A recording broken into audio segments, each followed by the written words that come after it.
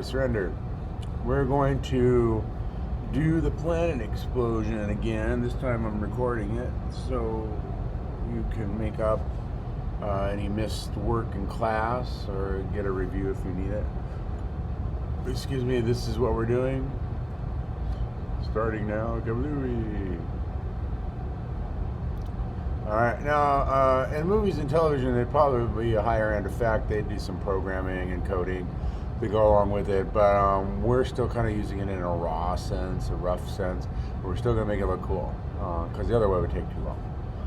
Alright, so we start off with, I might as well do this on a different file. You want to do this on the same file with all your other planets, okay?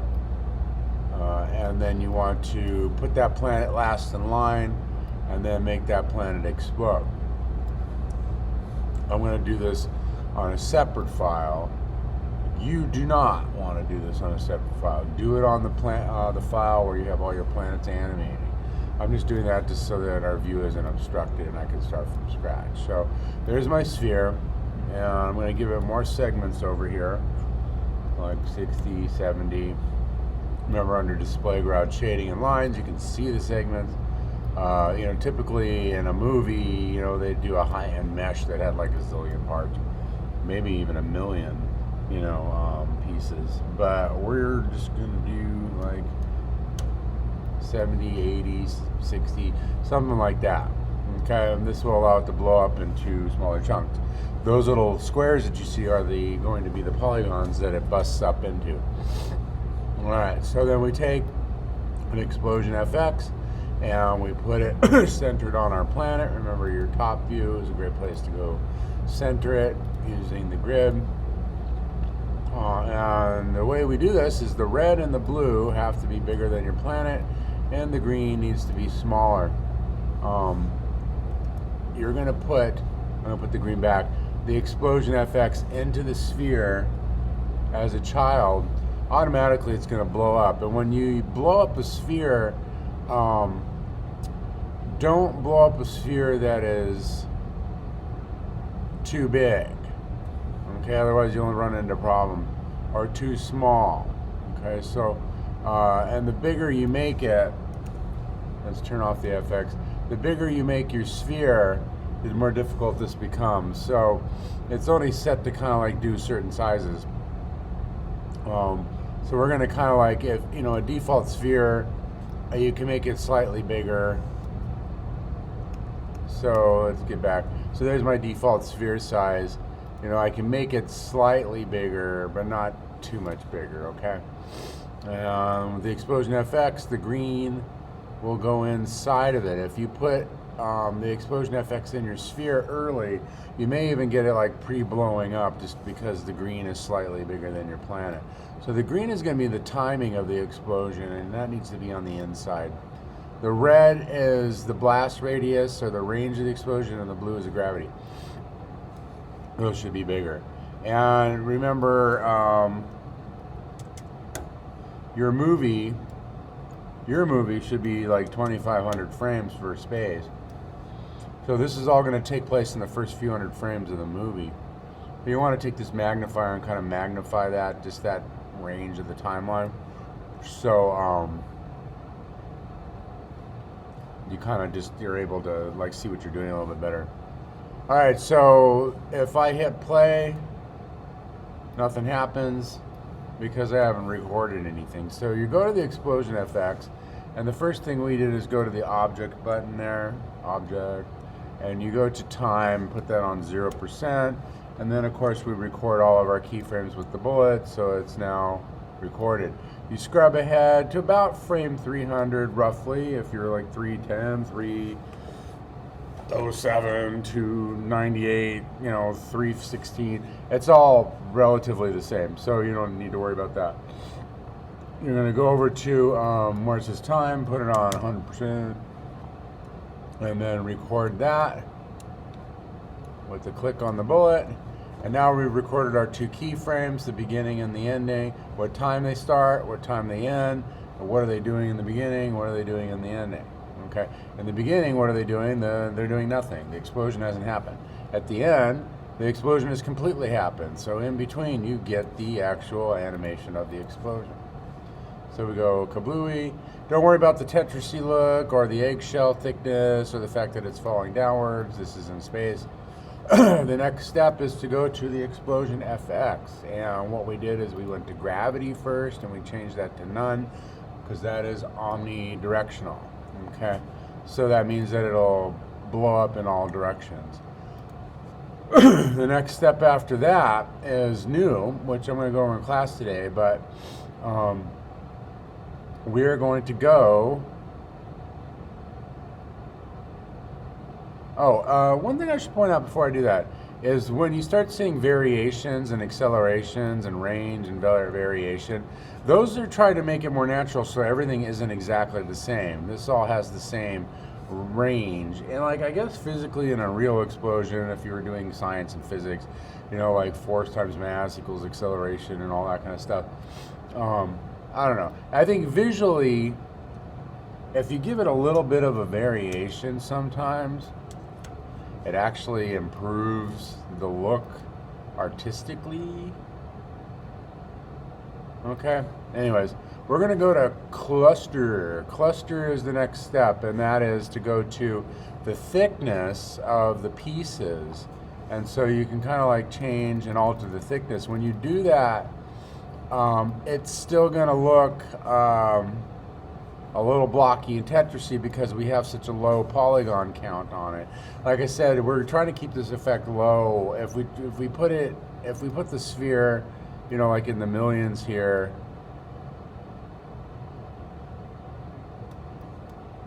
if we do 500, the density starts changing and the explosion effect starts changing, and also the amount of memory that it's going to take to do this will, it'll go on too long.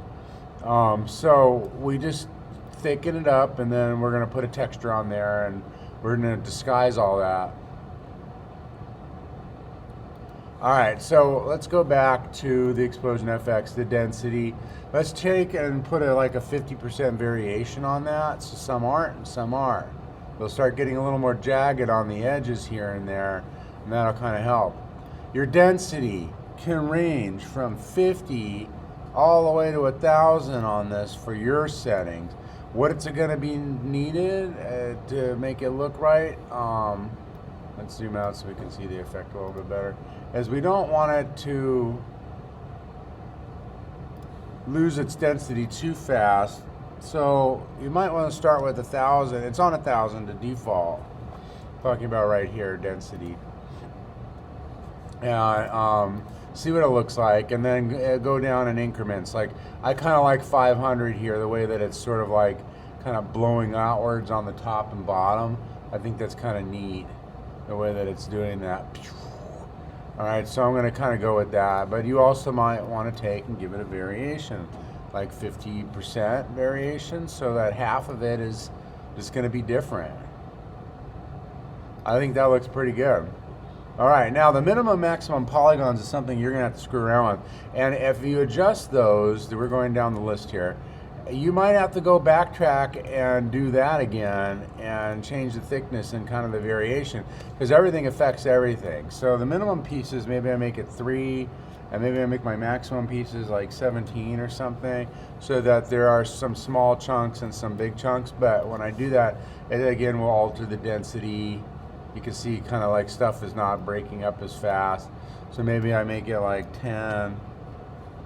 You see how the explosion changed? Let it rewind. All right, I think I'd go with that. Lastly, we want to do disappear. And we want to do it with time.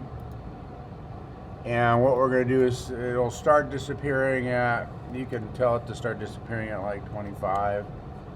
And then maybe duration will be like 100.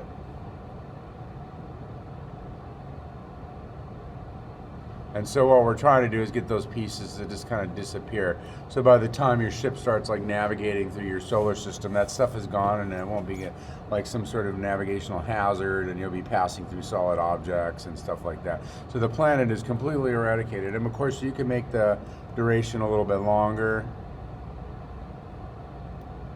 and the pieces will kind of, depending on your density, hover around a little bit. But if you get them small enough where they're not a big deal and you won't be able to see them anymore, then you can do that.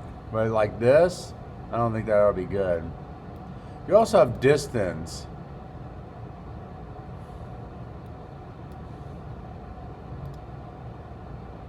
And the distance is funky. It doesn't, depends on your blast radius and a bunch of other factors. We also have cluster type where you can do polygons. I'll do it back on time.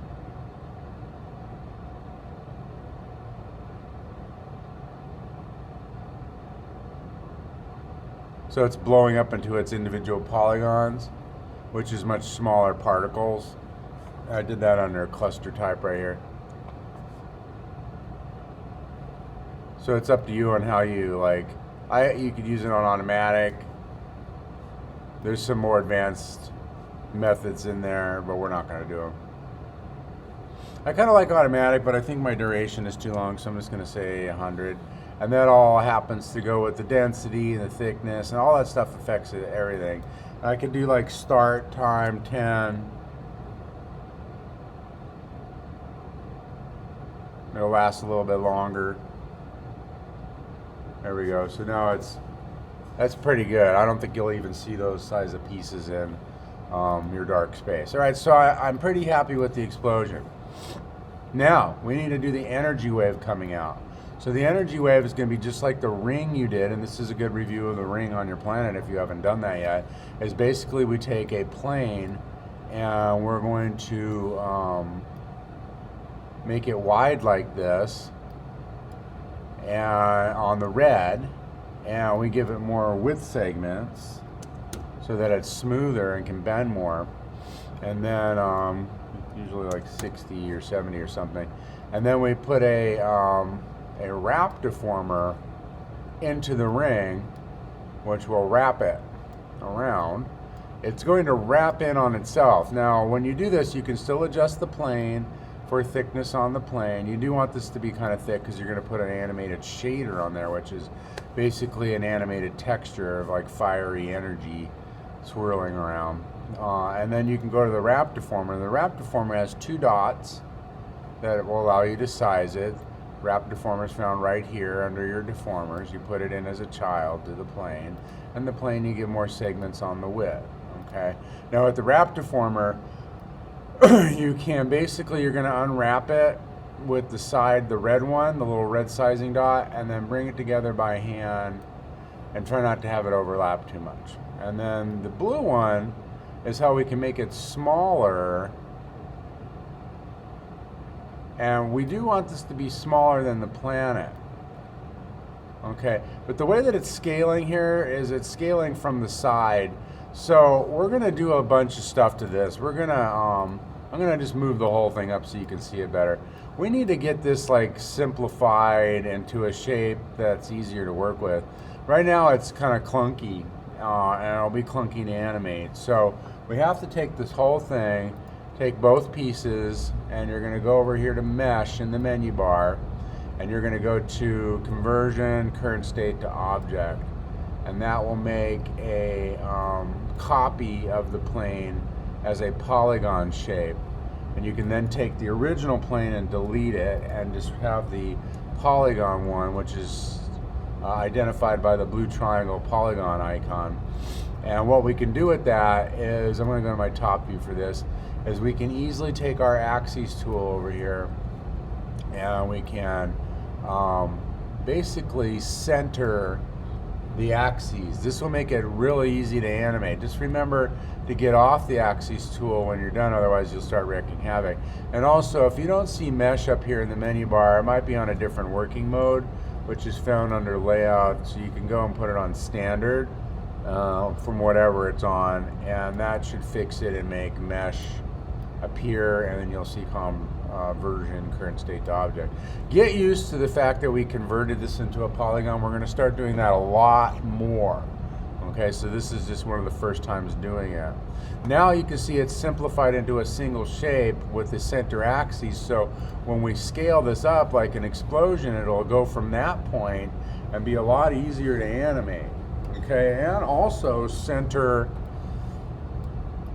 on your planet. So poof, there we go, centered. Okay, now we're going to go ahead and animate that.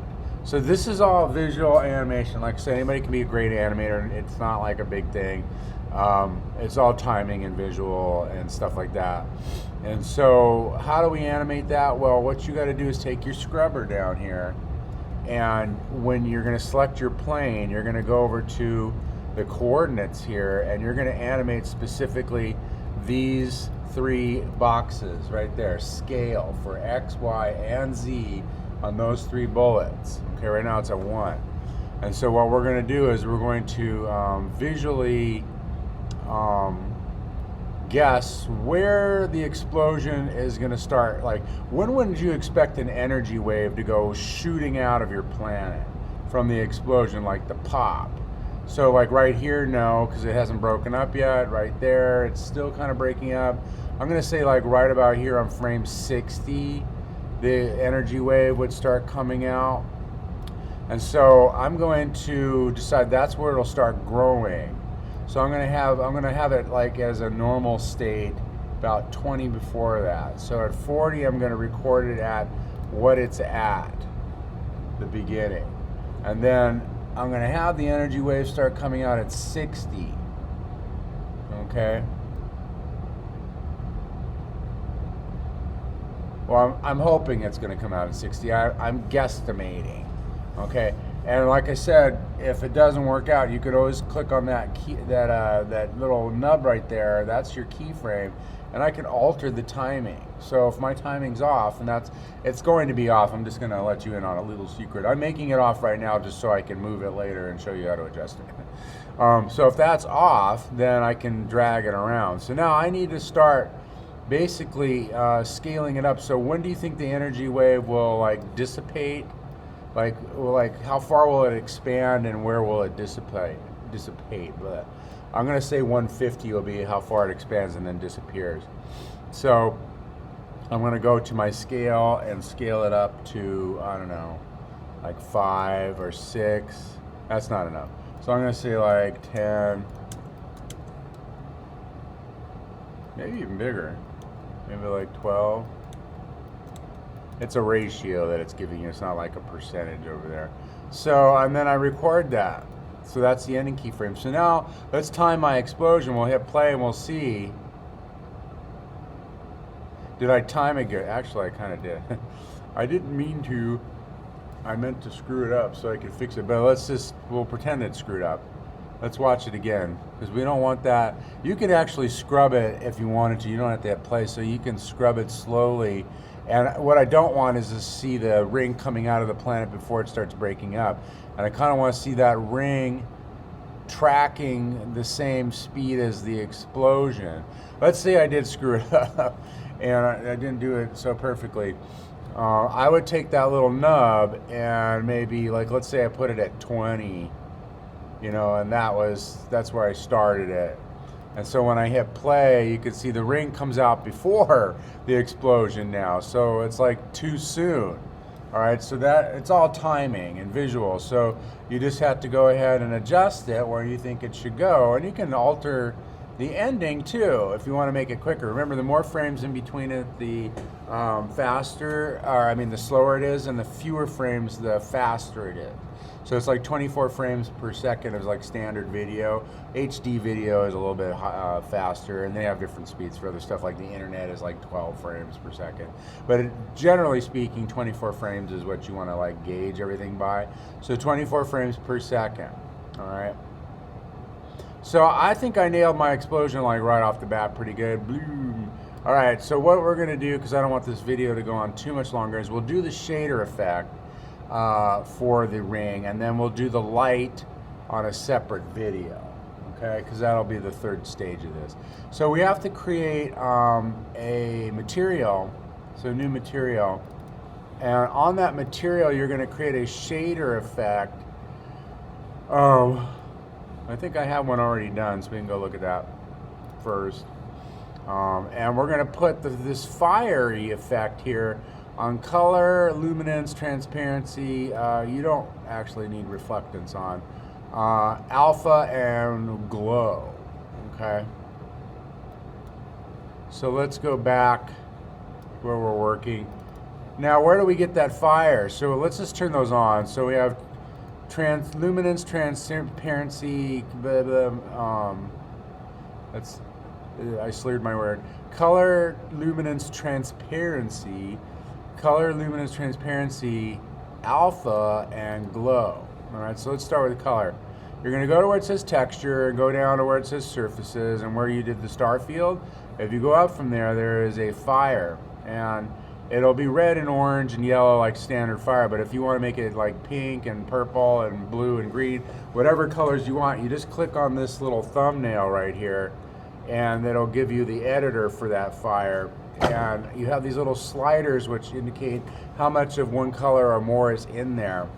You can double click on them to get to the color wheel, and you can choose your own colors if you want. So maybe I go from maybe I want it to be blue energy, blue fire, with the new and improved blueness. Okay, so now I've made blue fire. Okay, these frequencies down here are UVT, turbulence, and turbulence is the animation, but these frequencies determine the how many flames are in there, how high it goes. Don't let them touch the edge though, because that'll define the edge of the ring. So I mean, you can make them pretty tall, but try to keep the edges of the flames a little bit away from the edge. And then your T frequency, and you can spread it out. Turbulence, so it'll swirl around more. All right, and then to get back to these other options up here, because we're kind of going into advanced texturing, you got to hit this back arrow right there, and now you're back. And what you can do with that fire is you can just copy the shader. So the same arrow, this arrow right there, that you use to go down to surfaces and up to fire, there's Starfield, where you went there before. You can copy the shader and then just go to the different options like luminance and paste it in, transparency, where it says texture. There's a texture for most of these options, you just have to kind of find it. There's texture for luminance, there's texture for transparency, and paste it into those options, including the alpha. Paste. Okay, and you can also put it on pre-multiply. This kind of like, if you look, it'll make some of the blue areas, if you notice that, stand out a little bit more. You don't have to invert it like the sky though. And then lastly, the glow, you can tell it to use material color, and it will glow according to the inner and outer strength and the radius. And you can adjust all those to get a different look. So you might have to adjust it because it may not come out super amazing to you from the beginning. Remember, when you do your ring, you had to go white on the red, okay? Oops, I'm on the plan. You had to go white on the red, otherwise this won't work. Your texture won't go on there well. So I'm gonna drag that on there, and then there you can see how the energy ring flows on there. I'm gonna make it animate. It's a shortcut you don't have, but you do have. Let me see if I can remember where it is, because I haven't used it in a while.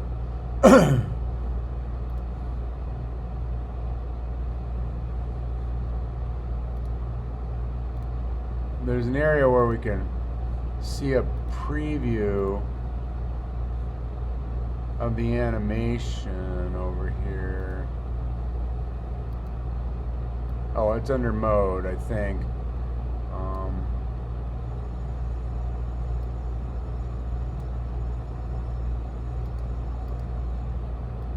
forgive me, I forgot where it is. We'll have to, I might have to show this in a different lesson because I don't remember exactly where it was. There's a little area over here where you can click and see the animation preview. Mine's animating because I set it on animation. You have to have your buttons enabled to be able to do that, which I don't have the buttons enabled on your mouse. There's a keyboard shortcut to it. I don't remember what that is either. So you can't make yours animate. I just made mine do that so you can see it. But as far as like seeing the actual animation when you move it, kind of like this one. See how the fire is moving around as I scrub it? It's over here somewhere. I'll dig around and show you later other than the video because I don't remember where it is, to be honest. So I'll try to show you in class. Okay. So we can hit play, and we have one thing left to do. I know this is kind of long, is we want this to disappear. We don't want like endless fire like animating around in the galaxy there after the planet is long gone. So there's a point where you're going to scrub your animation and think, okay, well, the ring stops growing right there. When do you think it would disappear? Like the energy dissipates, the explosion's over. Like a firework, it doesn't stay in the sky going kablooey and sparkly. It disappears slowly. So we want that also to happen. So what we're going to do is we're going to make an invisible material down here, a new material. And this invisible material, you just have to turn on transparency and take off reflecting, and it will disappear. So basically you made an invisible material. To animate this fading from one material into the next, it's pretty easy. You just go over to where you want the material to start, and you click on the material tag over here. And you'll see like a box around it when you select it, and you'll go down here to the material attributes, and you're basically going to go to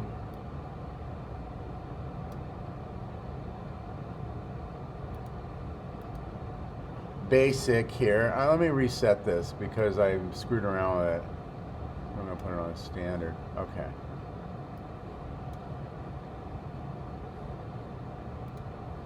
The best laid plans. Alright, so I'm going to go to this material here, and I'm going to take it off and put it on project mode.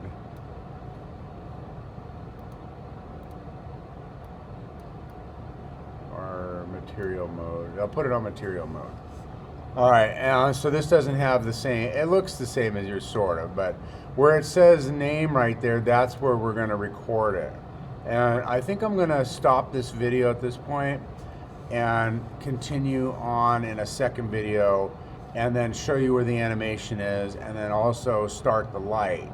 So we'll do this in two halves. Okay, so let's end it there, is we're going to animate it from this shader to this material next. And